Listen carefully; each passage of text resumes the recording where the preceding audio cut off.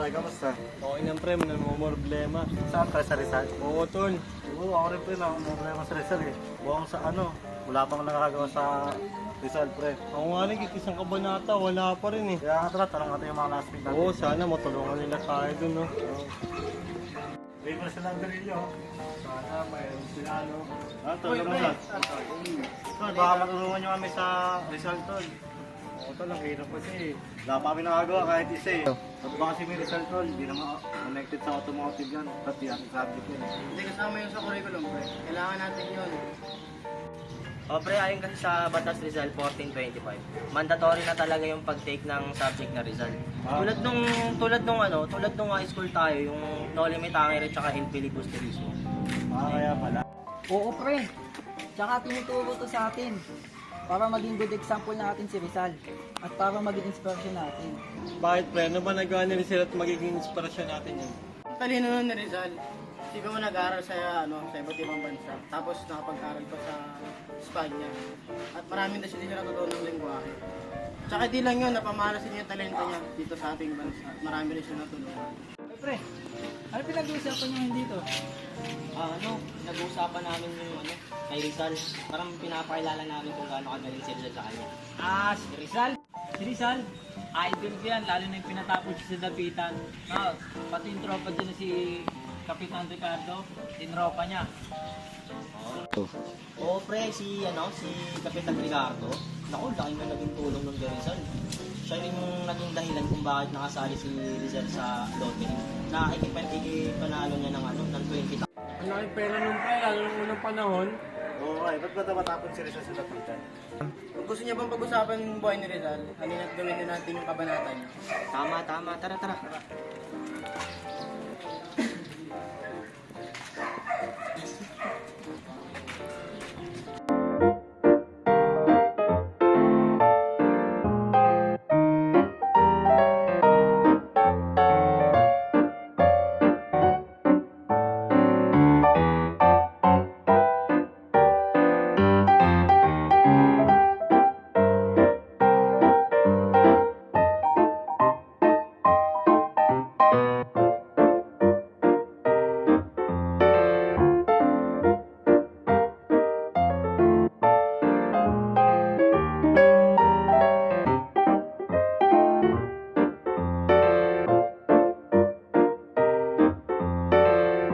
Ang dami na pag-Rizal sa Pilipinas. Pero bakit siya pinapatay?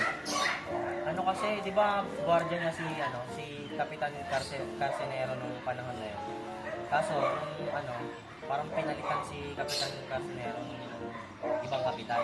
Tapos parang hinanapan siya ng butas. And parang pinaghihinalaan kasi talaga siya na gumawa ng revolusyon. Ayun yung dahilan. Parang ginawa na lang nila ng kwento kahit wala silang pruweba. Tapos ayun, pina-execute siya sa Tapos ito pa, trivia. Bumaril sa kanya, kapwa lang rin Pilipino. Kapwa Pilipino, edi parang trader din pala tayo kay Rizal no? Hindi naman sa trader, friend. May kasi yan. Kumbaga, yung Pilipino ang bumaril kay Rizal kasi, kung hindi Pilipino ang pumatay kay Rizal, yung mga Espanyol na nasa likod ng Pilipino sundalo, babarilin sila. Hindi naman sa trader, friend. Kumbaga, yung Pilipino ang pumatay sa kay Rizal dahil yung mga sundalong Espanyol nasa likod din ng sundalong Pilipino. Kumbaga, sinisigurado lang ng sundalong Espanyol na babarilin nila si Rizal. Kaya yun. So natakot pala sila. Natakot yung mga sundalong Pilipino. Natakot pala sila. Hindi nyo, pag buhay pa si Rizal, ano kayang ganap sa Pilipinas niya? Sa tingin ko, kung buhay si Rizal ngayon, madami siyang magagawa bukod lang sa mga kanyang mga skills. Siguro madami pa siyang matuturuan ng mga kapwa natin Pilipino na lahat. Siguro sa tingin ko kung buhay pa ngayon si Rizal, masuunlad pa ang ating Pilipinas at madami pa tayo matututunan sa kanya.